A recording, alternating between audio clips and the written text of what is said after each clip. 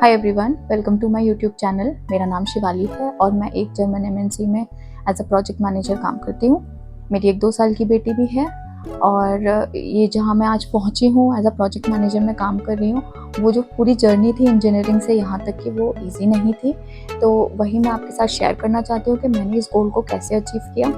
तो जब मैंने 12th पास किया अपना, तो उस टाइम तक मैंने कोई भी स्पेसिफिकली इंजीनियरिंग एंट्रेंस एग्ज़ाम्स के लिए कोई कोचिंग नहीं ली थी और मुझे ये था कि मुझे ड्रॉप भी नहीं लेना है। अब जब कोचिंग नहीं ली थी तो प्रिपरेशंस उतनी मेरी अच्छी नहीं थी कि मैं फर्स्ट अटेम्प्ट में बिना कोचिंग के आईआईटी या एआईट्रिपल की अच्छी रैंक से निकाल लूँ, तो वो पॉसिबल नहीं था। मेरे पापा ने मुझे बोला था कि आप ड्रॉप ले लो और फिटजी आकाश ज्वाइन करके आप तैयारी करो, आप निकाल लोगे, आप में पोटेंशियल है। बट उस टाइम पे मन में ये डर था कि भाई ड्रॉप भी ले लो, 1 साल का ब्रेक भी लग जाएगा और अगर मैं नहीं निकाल पाई कोई अच्छा कॉलेज तो फिर क्या होगा। तो वो भी मन में थॉट आ रहा था। फिर ये लगा कि और कोचिंग की फ़ीस भी कोई कम नहीं होती है, तो इसीलिए मैंने कुछ स्टेट लेवल एंट्रेंस एग्ज़ाम्स दिए और कुछ ऐसे कॉलेजेस के भी एग्ज़ाम दिए जिनके खुद के एंट्रेंस होते थे उस टाइम पे। तो मेरा हो गया काफ़ी कॉलेजेस में। फिर कॉलेजेस में कंपैरिजन स्टार्ट हुआ कि मोर और लेस प्लेसमेंट सब बोलते हैं, किसी का है बहुत अच्छा, किसी का नहीं है। या तो आप एमएटी या गलगोटिया लो, तो अगेन वहाँ फ़ीस बहुत ज़्यादा होती थी, तो मुझे उन चॉइसेस में नहीं जाना था कि बहुत ज़्यादा हाई फाई कॉलेजेस में नहीं जाना था। उसके बाद जो मैंने चूज़ किया कॉलेज, वो एक सेमी गवर्नमेंट कॉलेज था और वहाँ फ़ीस बहुत नॉमिनल थी। तो मैंने सोचा ठीक है, इसी को ज्वाइन करते हैं। जब वहाँ काउंसलिंग हुई तो पता चला कि प्लेसमेंट्स होते हैं वहाँ पे, ऐसा पता था। बट कोई वहाँ पे तब कुछ सब कुछ ऑनलाइन या कुछ होता तो था नहीं ऑन डॉक्यूमेंट। सबके कहने पे था कि हाँ आती हैं कंपनीज, तो मैंने भी सोचा ठीक है अभी इसी में ले लेते हैं। कॉलेज में एडमिशन हुआ और आप एंट्री जब करते हो कॉलेज में, तब आपको कॉलेज की रियलिटी पता चलती है। तो वही मेरे साथ हुआ। मुझे पता चला कि हाँ, कोई कंपनी आज तक नहीं आई है। जो प्लेसमेंट्स के नाम लेते हैं सारे कॉलेज में, वो हैं उन लोगों के जो बाहर जाके खुद से, जिन्होंने स्ट्रगल करके जॉब लिया, वॉक-इन्स अटेंड करके, या फिर बहुत लोगों के रेफरेंसेस भी होते हैं जिसके थ्रू उनको मिल जाती है, तो उनके थ्रू उनकी लगी है। तो वही वो बताते हैं कि हमारे कॉलेज के बच्चे हैं वहाँ। तो ठीक है, कोई बात नहीं, अभी कुछ कर नहीं सकते, कॉलेज तो है। बट आपको, मेरे को था कि अब कुछ तो ऐसा करना है कि कॉलेज तो ले लिया, लेकिन जॉब के साथ ऐसा कॉम्प्रोमाइज़ नहीं होगा। कुछ तो मेहनत करनी है जिससे एक अच्छी जॉब मिल जाए मुझे। तो जब मैं सेकंड ईयर में आई तो मुझे काफ़ी सीनियर से सीडैक के बारे में पता चला। सीडैक बहुत ही रेनाउंड इंस्टीट्यूट्स हैं, काफ़ी लोगों को पता भी होगा, और उसका भी अपना खुद का ऑल इंडिया एंट्रेंस एग्ज़ाम होता है। तो वो क्या करते हैं, पोस्ट ग्रेजुएशन डिप्लोमा काफ़ी सारी फील्ड्स में प्रोवाइड करते हैं और उसका आपको एंट्रेंस एग्ज़ाम अगर आप अच्छे नंबर से क्लियर करोगे तो आपको अच्छे, उसके जो टॉप टियर इंस्टीट्यूट्स हैं वो आपको मिल भी जाएंगे। वहाँ प्लेसमेंट्स भी होती हैं, दो आपका अगर ईयर गैप भी है तो भी वहाँ बहुत कंपनीज आती हैं और वो आपको प्लेसमेंट में तब तक बिठाते हैं जब तक आपका कहीं हो नहीं जाता, जब तक मतलब आपको वो मौका देते रहते हैं डिफरेंट कंपनीज से। तो मुझे ये ऑप्शन अच्छा लगा कि ये ऐसा इंस्टीट्यूट नहीं है जो बोलते हैं 80,000 दे दो, 1 लाख दे दो, हम 3 महीने का कोर्स कराएंगे और फिर आपको प्लेसमेंट भी दिलवा देंगे। वो कोई गारंटी नहीं लेते हैं। It is all up to you, आप कितनी मेहनत करते हो, वो आपको मौके दिलवाएंगे। आपकी प्रिपरेशन, आपकी तैयारी, आपका कॉन्फिडेंस आपको दिलाएगा। तो ये थोड़ा सा अबाउट सीडैक। तो मैंने मन में सोच लिया था कि कॉलेज से तो कॉम्प्रोमाइज़ मैंने किया, लेकिन अभी करियर के साथ नहीं करूँगी। मेरा टारगेट है कि मुझे सीडैक का एग्ज़ाम देना है, क्लियर करना है और इसका टॉप इंस्टीट्यूट लेना है। तो ये मन में मेरा टारगेट सेकंड ईयर से बन गया था। तो फाइनल ईयर आता है, मई जून में हमारे एग्ज़ाम्स होते हैं और सीडैक का जो एंट्रेंस एग्ज़ाम होता है वो साल में 2 बार होता है, क्योंकि उनका 6 महीने का कोर्स होता है। एक होता है जुलाई में और एक एग्ज़ाम आपको देना पड़ता है दिसंबर में। तो जून में जब कॉलेज ख़त्म हुआ, जुलाई वाला एग्ज़ाम मैंने अटेम्प्ट नहीं किया।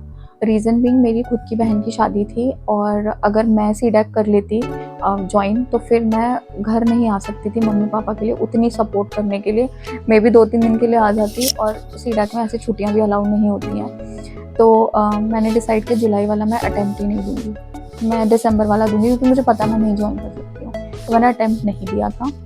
दीदी की शादी हुई अच्छे से, उसके बाद मैंने लग के मेहनत करी खूब 1-1.5 महीना कि अब इसको अच्छे नंबर से निकालना है। दिसंबर में एग्ज़ाम हुआ और जनवरी में मेरी रैंक आई ऑल ओवर इंडिया 118। मेरे को उस टाइम बहुत ज़्यादा खुशी हुई और मुझे पता भी चल गया कि अब मुझे, जो मैंने मन में ठाना था कि सीडैक का जो टॉप इंस्टीट्यूट है, सीडैक एक्ट्स पुणे, वो मुझे पक्के में मिलेगा। मैं post graduation diploma in embedded systems चाहती थी, ये मुझे अब कोई रोक नहीं सकता, मुझे फर्स्ट काउंसलिंग में ये मिलने वाला है। तो मुझे वो मिल गया कॉलेज वहाँ का, और मैंने फरवरी में पुणे में ज्वाइन किया वहाँ पे।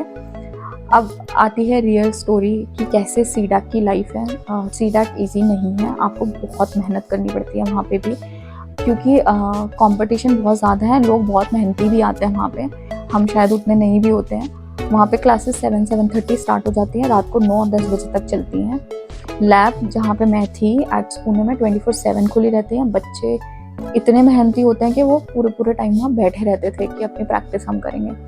तो इनिशियली बहुत ओवरवेलमिंग था, क्योंकि आप हॉस्टल में रह रहे हो अपने, मैंने रात का लंच लगा रखा था, सॉरी डिनर का डब्बा लगा रखा था, लेकिन उसके बाद भी आपको काफ़ी चीज़ें अपनी खुद भी मैनेज करनी है। तो ठीक है, स्टार्ट हुआ सीडैक मेरा, और मैंने अपनी पूरा बेस्ट देना स्टार्ट कर दिया वहाँ पे। अब टेक्निकल के साथ साथ आपको एप्टीट्यूड और इंटरव्यू में कैसे प्रेजेंट करना, सब कुछ प्रिपरेशन करनी होती है। तो सीडैक क्या करता है, आपको उनका करिकुलम इतना ज़्यादा स्ट्रॉन्ग होता है, इतना अच्छा होता है कि आपको एकदम इंडस्ट्री रेडी कर देता है। और बहुत सारी कंपनी सीडैक के स्टूडेंट्स को प्रेफर करती हैं, क्योंकि उनको पता है इनका नॉलेज बेस एक लेवल अप है बीटेक स्टूडेंट्स से। तो इस वजह से वहाँ पे बहुत कंपनीज भर के आती हैं। अब आता है सीडैक का प्लेसमेंट का जो प्रोसीजर है वो कैसा है। उसमें ये होता है कि वो एक दिन पहले पोर्टल पे पब्लिश करते हैं कि कल ये कंपनीज आने वाली हैं, जो सबको दिखता है। आप अगर उसमें शॉर्टलिस्ट हुए हो तो आपको एक दिन पहले या 2 दिन पहले मेल आ जाएगा कि हाँ आपको कल ये इंटरव्यू है या रिटन एग्जाम है इस कंपनी का, आप उसमें शॉर्टलिस्ट हुए हो। रेज्यूमे सीडैक ही सर्कुलेट करता है कंपनीज में, और फिर आपको कॉल आता है। उसके बाद उनके एक और रूल है कि आप अगर एक कंपनी में बैठे हो, आपको अगर कॉल आया तो आपको बैठना भी पड़ेगा, और अगर आपने उस पर अटेम्प्ट किया, आपने सारे राउंड्स निकाल लिए, उसके बाद आपको सेकंड मौका नहीं मिलेगा कि आप बोलो कि मेरे को ये कंपनी अच्छी नहीं लग रही, मैं दूसरे में अटेम्प्ट करूँगा, नहीं। क्योंकि बहुत लोग हैं, उनको सबको मौका भी देना है ना, आप होल्ड नहीं कर सकते वो चीज़ें। तो अगर आपको पहले ही चूज़ करना है, अगर आपको वो कंपनी अच्छी नहीं लग रही, आपको जाना तो पड़ेगा ड्राइव पे, आप ऑप्ट आउट करके बाहर आ जाओ, फिर जब आपको सेकंड कॉल आएगा आप उसमें जाओ, ये है। पर आप इंटरव्यू का फर्स्ट प्रोसेस भी नहीं दोगे, ये उनका रूल है। तो ये तो सीडैक का रूल हुआ, और मेरा सेशन फेब में स्टार्ट हुआ, जुलाई मिड तक ऑलमोस्ट हमारी इंटरव्यूज प्रिपरेशन स्टार्ट हो गई थी, और एंड तक प्लेसमेंट स्टार्ट हुआ। तो अब आती है प्लेसमेंट्स की बारी। तो प्लेसमेंट स्टार्ट हुए, फर्स्ट डे काफ़ी कंपनीज आई, मुझे कॉल नहीं आया वहाँ पे। तो मैं थोड़ा सा वरिड थी कि मुझे कॉल क्यों नहीं आया, क्योंकि मेरे 10th 12th में 75% प्लस मार्क्स थे। सीडैक का भी मेरा जो रिज़ल्ट था ऑलमोस्ट 76-77 था। तो मुझे लगा कि मैं वो बार तो रीच कर ही रही होंगी सारी कंपनीज़ का, कि मतलब 75 प्लस चाहिए होगा, कोई ईयर गैप भी नहीं था मेरा, तो क्यों मुझे कॉल्स नहीं आ रहे हैं। तो ठीक है, पहला दिन निकला, दूसरा दिन निकला, ऐसे करते करते 1 वीक निकला। वो 1 वीक मेरे लिए बहुत भारी निकला, क्योंकि मन में था कि मैं बैक टू सेम स्क्वायर तो नहीं आ गई हूँ, क्योंकि पहले भी यही था, और मैंने ये टारगेट लगाया था कि सीडैक अगर करती हूँ तो मुझे एक अच्छी कंपनी में जॉब मिलेगा। बट कॉल तो आए, कॉल नहीं आएगा तो मैं अपना बेस्ट दूंगी कैसे। प्रिपेयर तो मैं थी हर तरीके से, मैंने अपने आप को वेल प्रिपेयर किया था। एफटी आएगा, मैं हर एक सेक्शन मेरा वेल प्रिपेयर था। टेक्निकल मैंने कैसे प्रेजेंट करना सब प्रिपेयर था मेरा। एचआर इंटरव्यू सब कुछ मैंने अच्छे से तैयारी कर रखी थी। फिर 1 वीक के बाद मुझे कंपनी से मेल आता है, दिल्ली की कोई एक स्टार्टअप थी, तो वहाँ से एक मेल आता है कि आप कल शॉर्टलिस्ट हुआ, आपको कल पहुँचना है ड्राइव पे। फिर मेरे मन में था कि यार मेरे को अभी नहीं करनी है स्टार्टअप ज्वाइन, क्योंकि मुझे यहाँ से और भी कंपनीज की अपॉर्चुनिटीज़ मिल सकती हैं। तो मेरे को नहीं, मन में था कि मेरे को उसको ज्वाइन करना है। मैं गई, मैंने ऑप्ट आउट कर दिया और मैं वापस आ गई घर। तो उस दिन मुझे बुरा नहीं लगा, हालांकि अच्छा लगा कि चलो एक कॉल तो आई थी, कोई बात नहीं, अटेम्प्ट नहीं करा मैंने वहाँ पे। उसी दिन शाम को मुझे फिर से एक मेल आता है कि कल विप्रो की ड्राइव है और मैं शॉर्टलिस्ट हो गई उसमें। तो मैं खुश हो गई बहुत ज़्यादा कि आज तो रात भर अच्छे से और तैयारी करनी है, जो है तैयारी इसको निकाल के ही रहना है मुझे, क्योंकि ये मौका मिला है। विप्रो बहुत बड़ी एमएनसी है, बहुत बड़ा नाम है, अगर आपको एंट्री उधर से मिलती है तो आपका करियर बहुत अच्छा हो सकता है। तो मैंने मन में ठान लिया था कि अब कुछ भी करके इसको मुझे निकाल के आना है। सुबह 7-7:30 हमारी रिपोर्टिंग थी, मैं वहाँ पहुँची। ऑलमोस्ट 200 बच्चों को इनवाइट आया था, और फर्स्ट हमारा था रिटन एग्ज़ाम, एप्टीट्यूड था उसमें, और कुछ टेक्निकल का भी सेक्शंस थे उसमें। तो मैंने वो रिटन दिया। आउट ऑफ 200 कुछ 100-110 उन्होंने शॉर्टलिस्ट किए, वो मेरा क्लियर हो गया। एंड देन फिर थोड़ी देर बाद टेक्निकल राउंड स्टार्ट होते हैं। तो टेक्निकल राउंड एक ही था उस टाइम क्योंकि हम लोग फ्रेशर थे, तो वहाँ पे 5 लोग थे इन पैनल, 5 रूम थे ऐसे, और एक एक करके सब वहाँ जा रहे थे। तो फर्स्ट रूम में मुझे आज भी याद है जो सर ले रहे थे इंटरव्यू, वो काफ़ी ज़्यादा टफ क्वेश्चंस पूछ रहे थे ऑपरेटिंग सिस्टम से, जो मुझे याद है, और सब लोग रिजेक्ट हो रहे थे वहाँ से। तो सब यही बोल रहे थे भाई फर्स्ट वाले में जो जा रहा है रिजेक्ट हो रहा है, मत ही जाओ उसमें। लेकिन जब मेरी बारी आई तो जब इंटरव्यू जो मैनेज कर रहे थे उन्होंने बोला आपको जाना है फर्स्ट रूम में जाओ, तो मुझे थोड़ा डर भी लगा, सब बोल भी रहे थे उधर मत जाओ, but you have no option क्योंकि वहाँ से वो बोल रहे हैं आप जाओ। तो मैंने भगवान का नाम लिया, अपनी तैयारी पे, अपने आप पे बिलीव किया कि नहीं जो होगा देखेंगे, तैयारी तो है, क्या ही पूछ लेंगे, नहीं आएगा तो नहीं आएगा। गई मैंने आराम से इंटरव्यू अटेंड किया, जो उन्होंने पूछा आराम से समझा, जो मुझे आता था उतना मैंने जवाब दिया, जो मुझे नहीं आता था मैंने उसमें बकवास नहीं की, मैंने बोल दिया सीधा कि मुझे इसके बियॉन्ड नहीं आता है। वो मेरा फर्स्ट इंटरव्यू था और वो लगभग 1 घंटा चला, 40-45 मिनट्स तो उन्होंने मुझसे क्वेश्चन पूछे। उसके बाद उन्होंने मेरे से पूछा आपको कोई रिवर्ट में क्वेश्चन है, तो मेरे लिए वो अपॉर्चुनिटी थी ये जानने के लिए भी कि अगर मैं रिजेक्ट भी हो गई तो जो मैंने आंसर्स नहीं दिए वो तो पूछ लूँ कि ये एक्सपेक्ट क्या कर रहे थे। तो मैंने उनसे यही सवाल पूछा कि सर आप जो मेरे गैप्स थे जो मैं नहीं बता पाई, can you brief me about those things. उन्होंने फिर मुझे आराम से बिठा के 15-20 मिनट समझाया। तो वो बहुत एक अच्छा कॉन्वर्सेशन हुआ, मुझे कोई हैवी नहीं लगा, डर नहीं लगा, बहुत अच्छा था, मैं खुश थी। उस इंटरव्यू के बाद मैं बाहर आई, 15-20 मिनट बाद मुझे बोलते हैं नेक्स्ट राउंड है एस्से राइटिंग का, आपको देना है। मैं खुश हो गई कि ठीक है, जहाँ से मेरे से भी इंटेलिजेंट लोग रिजेक्ट होके आ रहे थे, यू नेवर नो इंटरव्यू में उनका कैसा गया है ना, आप जज नहीं कर सकते हो एकेडमिक से। तो मेरा वहाँ हो गया था, मैंने ऐसे दिया, वो रिटन एग्जाम था, आपको ऐसे लिखना था 2 से 3 पेज का, एक टॉपिक उन्होंने दिया था, मैंने वो लिखा। उसके तुरंत बाद हमारा HR राउंड शेड्यूल था, वो भी मेरा बहुत अच्छा हुआ था। तो अभी ये था कि हाँ हो तो सकता है क्योंकि मेरे HR राउंड भी बहुत अच्छा चला गया था। ये सब करते करते 9 साढ़े 9 हो गया और 10 बजे के करीब मैं घर वापस आ रही थी अपने। तो पोर्टल में अपडेट होता है कि 11 लोग सेलेक्ट हुए, 10 लड़के थे उसमें और एक मैं थी।